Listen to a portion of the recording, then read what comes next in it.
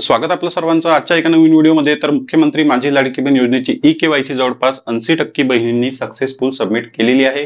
कारण त्या बहिणींजवळ दुसरा आधार ओटीपी टाकण्यासाठी ऑप्शन होतं. त्यांच्याकडे पती आहे, वडील आहे.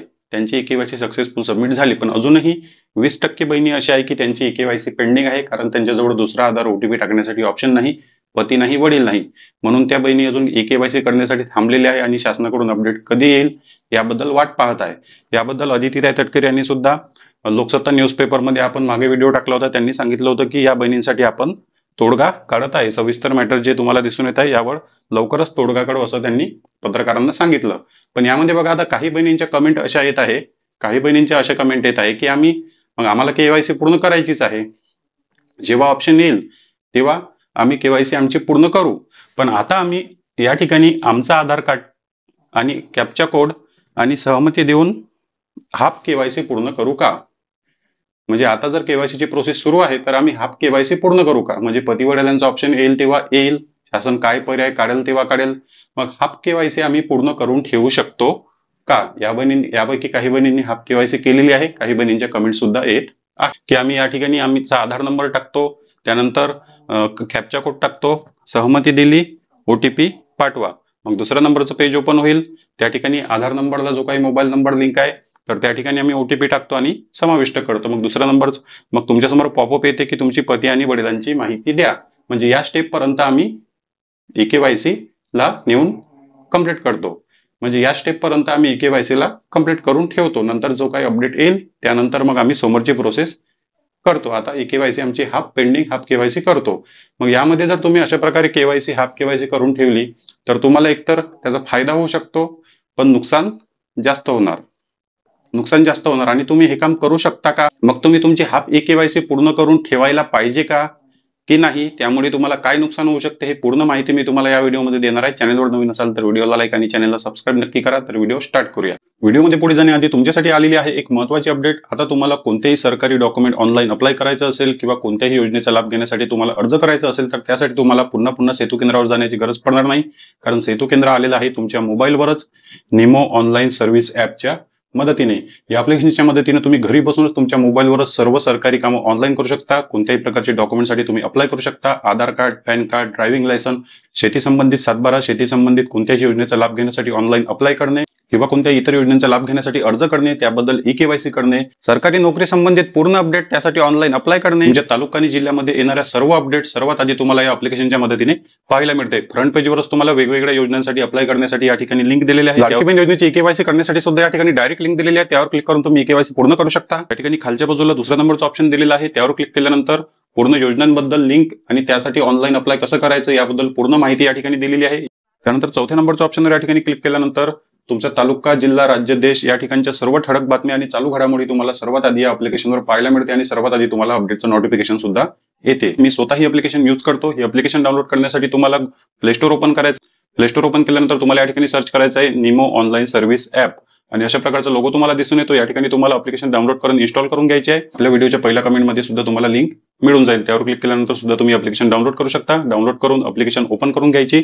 या ठिकाणी तुम्हाला तुमचा मोबाईल नंबर आणि काही माहिती टाकून रजिस्टर करून घ्यायचा आहे. रजिस्टर केल्यानंतर डायरेक्ट अशा प्रकारचा इंटरफेस तुमच्यासमोर ओपन होईल आणि तुम्ही कोणत्याही योजना, कोणत्याही डॉक्युमेंटसाठी या ठिकाणावरून ऑनलाईन अप्लाय करू शकणार आहे. ही ॲप्लिकेशन 100% फ्री आहे. तर कमेंटमध्ये दिलेल्या लिंकवर क्लिक करून लगेचच निमो ॲप्लिकेशन डाउनलोड करा आणि घरी बसून मोबाईलवरच सर्व ऑनलाईन सेवांचा लाभ घ्या.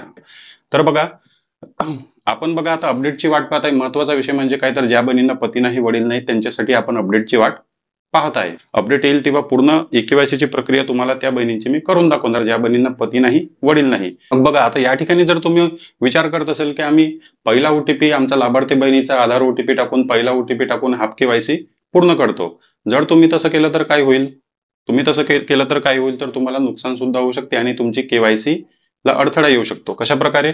आपण बघा, आता अपडेटची वाट पाहत आहे तर अपडेट शासन कुठे देणार? या वेबसाईटवरच देणार. कुठेतरी या वेबसाईटवरच अपडेट देणार. मग अपडेट बघा, आता एक्झाम्पलसाठी आपण समजून घेऊ. आता या ठिकाणी लाभार्थी आधार क्रमांक मागितला, कॅप्चा कोड मागितला. याच ठिकाणी कुठेतरी याच पेजवर कॉर्नरवर किंवा कुठेही एखादं ऑप्शन शासनाकडून अपडेट येणार याच ठिकाणी. मग या ठिकाणी जर शासनाने ऑप्शन दिलं की सर्वात आधी सिलेक्ट करा, आधार नंबर टाकायच्या आधी सिलेक्ट करा, तुम्हाला पती आहे का, वडील आहे का, दुसरा आधार ओटीपी टाकण्यासाठी ऑप्शन आहे का, किंवा तुम्ही विवाहित आहे की अविवाहित आहे, घटस्फोटित आहे, या प्रकारचं जर ऑप्शन सिलेक्ट करण्यासाठी तुम्हाला सांगितलं, तर मग तुम्ही काय कराल? तर मग तुमच्यासाठी ऑप्शन म्हणजे ई-के-वाय-सी करण्यासाठी तुम्हाला अडचण येऊ शकते. मग सर्वात आधी तुम्हाला ते ऑप्शन सिलेक्ट करावं लागेल आणि त्यानंतर तुम्हाला तुमचा आधार क्रमांक टाकावा लागेल. पती आहे, वडील आहे, तर मग अडचण होणार नाही, कारण दुसरा ओटीपी तुम्ही टाकू शकता. आणि पती वडील नसेल आणि तुम्ही जर आधीच तुमचा आधार क्रमांक ओटीपी टाकून सबमिट केला आणि जर शासनाकडून काही अपडेट आली, मग हे ऑप्शन जर तुमच्यासाठी जर शासनाने दिलं, तर मग त्या ठिकाणी अडचण होईल. आणि मग शासनाने जर या ठिकाणी काही ऑप्शन दिलं, ओटीपी दुसरा ओटीपी टाकण्यासाठी ऑप्शन आहे की नाही, घटस्फोटित आहे की विवाहित आहे, मग आधी आपण सिलेक्ट करायचं, त्यानंतर आधार ओटीपी टाकायचा, आपला ओटीपी पहिला ओटीपी टाकून हाफ केवायसी करायची. मग त्या ऑप्शन नुसारच तुम्हाला पुढची प्रोसेस देण्यात येईल. म्हणजे ते ऑप्शन जेव्हा तुम्ही सिलेक्ट कराल, तेव्हा कदाचित तुम्हाला दुसरा ओटीपी टाकण्यासाठी तुम्हाला गरज पडणार की नाही, हे पहिल्या ऑप्शन वरून तुम्हाला समजणार आहे. सिलेक्ट केल्यानंतर लाभार्थी बहिणीचा आधार क्रमांक ओटीपी टाकल्यानंतर सेकंड नंबरचं पेज तुम्हाला कोणत्या प्रकारचं येते हे डिपेंड असणार या पहिल्या ऑप्शनवर.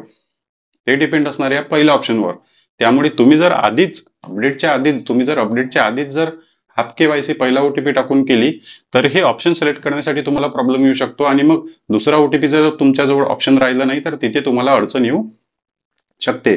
जो काही टेक्निकल मुद्दा होता तो तुम्हाला समजला असेल. म्हणजे पहिले जर ऑप्शन या ठिकाणी सिलेक्ट करण्यासाठी सांगितलं आणि नंतर ओटीपी टाकण्यासाठी सांगितलं आणि तुम्ही जर आधीच केवायसी पूर्ण करून ठेवली असेल, तर तुम्हाला या ठिकाणी ऑप्शन सिलेक्ट करताना अडचण येऊ शकते. कारण केवायसी जी आहे ते स्टेप बाय स्टेप पुढे पुढे जात असते. ऑप्शन दिल्यानंतर कदाचित तुम्हाला दुसरा ओटीपी टाकण्यासाठी पेज देणार नाही, कारण तुमच्याजवळ दुसरा आधार ओटीपी टाकण्यासाठी ऑप्शन नाही. मग जर तुम्ही आधीच पहिला आधार ओटीपी टाकून हाफ केवायसी पूर्ण केली, तर तुम्हाला समोर केवायसी साठी अडचण येऊ शकते. त्यामुळे शासनाकडून अपडेट काय येते किंवा दुसरा कोणत्या नातेवाईकाचा आधार ओटीपी टाकून केवायसी करायला सांगतात का, याबद्दल आपण वाट पाहत आहे. त्यामुळे तुम्ही सुद्धा वाट पहा. शासनाकडून तारीख वाढवून देणार असे आदित्य तटकरे यांनी सांगितलेलं आहे. तत्कालीन परिस्थिती पाहून त्या तारीख वाढवून देणार असं त्यांनी म्हटलेलं आहे. आणि जे काही लाडक्या बहिणींना दुसरा आधार ओटीपी टाकण्यासाठी अडचण येत आहे, त्याबद्दल सुद्धा तोडगा काढणार. त्याबद्दल आपण वाट पाहत आहे. शेवट बघा, शासनाने ऑप्शन अजूनपर्यंत दिलेलं नाही. त्यामुळे स्वतः काहीतरी गडबड करून अशा प्रकारची चुकीची ई-के-वाय-सी करू नका. स्टार्टिंग पासून ई-के-वाय-सी करू नका. प्रॉपर अपडेट येऊ द्या, त्यानंतर स्टार्टिंग पासून स्टेप बाय स्टेप ई-के-वाय-सी पूर्ण करा शासनाच्या नियमानुसार. तर बघा, जे काही महत्वाची माहिती होती मी तुम्हाला दिली. जर तुम्ही ई-के-वाय-सी केली असेल, तर आता पुढची स्टेप करू नका आणि अशा प्रकारे ई-के-वाय-सी करण्याचा प्रयत्न करत असाल, तर स्टार्टिंग पासून ई-के-वाय-सी करू नका. आणि आधीच जर आधार ओटीपी टाकला असेल, हाफ केवायसी केली असेल, तर कदाचित तुम्हाला प्रॉब्लेम येऊ शकतो किंवा येऊ शकत नाही.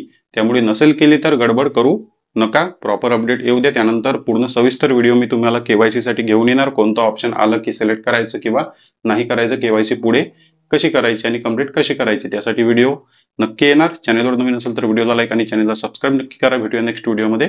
धन्यवाद.